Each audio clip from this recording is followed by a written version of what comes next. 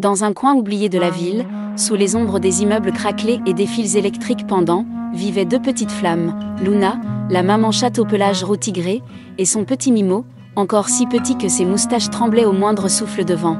Leur nid n'était rien d'autre qu'un vieux carton trempé, adossé à un mur tagué. Les passants pressés ne voyaient même pas ce petit coin de misère, comme si ces deux vies ne comptaient pas.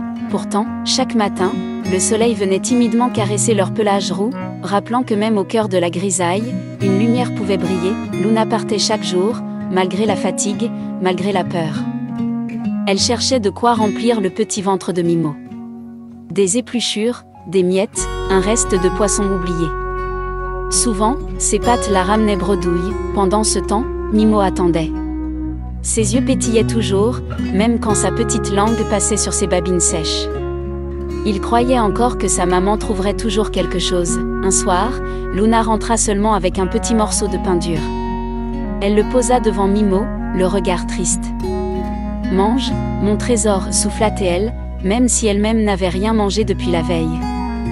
Ce soir-là, le vent hurlait comme jamais. Le carton bougeait sous les bourrasques. Mimo grelottait, sa respiration devenait rauque et saccadée. Luna colla son corps contre le sien, sa queue recouvrant son petit. « Tiens bon, Mimo. Tiens bon » répétait-elle en fermant les yeux pour ne pas pleurer. Le béton sous eux était si froid qu'il semblait voler la chaleur directement dans leur sang. Mais Mimo, dans un dernier effort, frotta sa petite tête contre le menton de sa mère, comme pour dire « Je t'aime, point ». Luna sentit que si rien ne changeait, Mimo ne verrait pas l'aube. Elle se souvint de cette vieille remise, au fond d'une cour où parfois on entendait aboyer des chiens.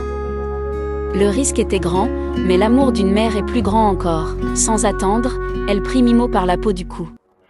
Ses pattes la brûlaient sur le béton glacé, mais elle avançait, pas après pas, le cœur battant à tout rompre. Autour d'eux, la ville dormait, indifférente à ce drame silencieux. Enfin, Luna poussa la porte grinçante. L'air y était moins tranchant, l'odeur moins mauvaise que celle des poubelles. Elle repéra un vieux tas de chiffons et y déposa Mimo. « Dors, mon petit. » Maman est là, chuchota-t-elle en entourant son petit corps du sien. Elle entendait au loin un chien grogner, mais elle n'avait plus peur. Seule comptait la chaleur de Mimo contre elle.